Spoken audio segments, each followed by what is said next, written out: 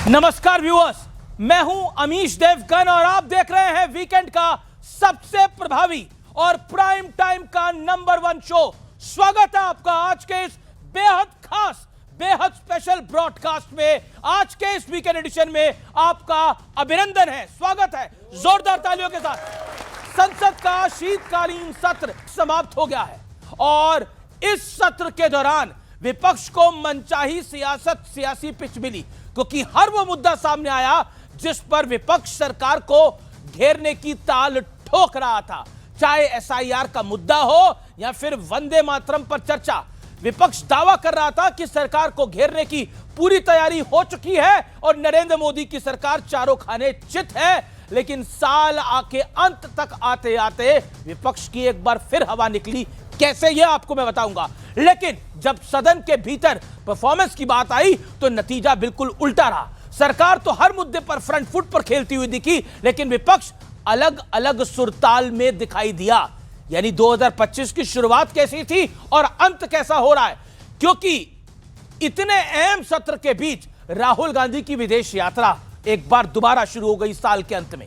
इतना ही नहीं, संसद के इतिहास में पहली बार विपक्ष के एक सांसद पर सदन के भीतर ई सिगरेट पीने के आरोप लगे और वीडियो भी सामने आया। और कांग्रेस की भारी फजीयत तो तब हुई जब शरद गुट की सांसद सुप्रिया सुले ने भरे सदन में कहा कि ईवीएम से मैंने 4 बार चुनाव जीता है, तो फिर मैं इस पर सवाल कैसे उठा सकती हूं। यानी वोट चोरी कहां से हो सकती है। यानी कुल मिलाकर विपक्ष की तो फजीयत हुई, साथ ही इंडिया गठबंधन की एकता की भी पोल पट्टी खुल गई है। ममता बनर्जी ने बोर्ड लगा दिया है कि इंडिया गठबंधन की बंगाल में कोई एंट्री नहीं है, यानी कांग्रेस के साथ कोई अलायंस नहीं है। अब सवाल यही है कि वाकई विपक्ष गंभीर नहीं है जैसा कि बीजेपी आरोप लगा रही है, और आज इसी मुद्दे पर जनता जनार्दन के बीच होगी देश की सबसे बड़ी पॉलिटिकल बहस देश के नंबर 1 शो में।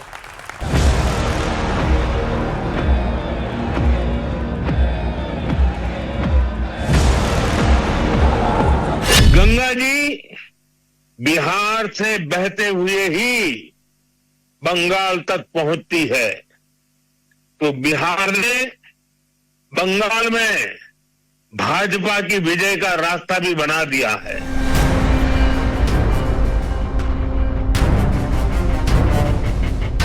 संसद का सत्र खत्म होते ही सियासत का राउंड 2 शुरू हो चुका है और बीजेपी विपक्ष को पटकनी देने की ताल ठोक रही है। हालांकि सत्र के दौरान भी हर मुद्दे पर मोदी सरकार का पलड़ा भारी दिखा। मैं तो बात कर रहा था घुसपैठियों को देश के बाहर निकालने की।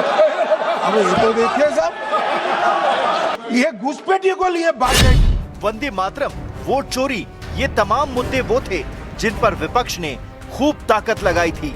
लेकिन एक के बाद एक घटनाओं ने विपक्ष के दांव को हल्का कर दिया। सत्र के बीच राहुल गांधी विदेश चले गए। सुप्रिया सुले ने कहा कि ईवीएम कोई मुद्दा नहीं है और उमर अब्दुल्ला ने तो वोट चोरी वाले मुद्दे को खारिज ही कर दिया।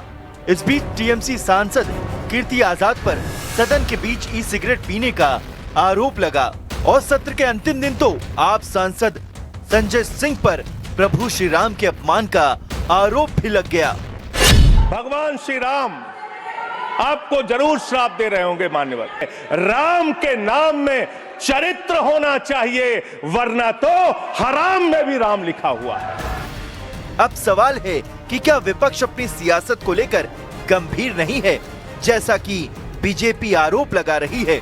आज इन तमाम मुद्दों पर जनता के बीच होगी सबसे बड़ी बहस।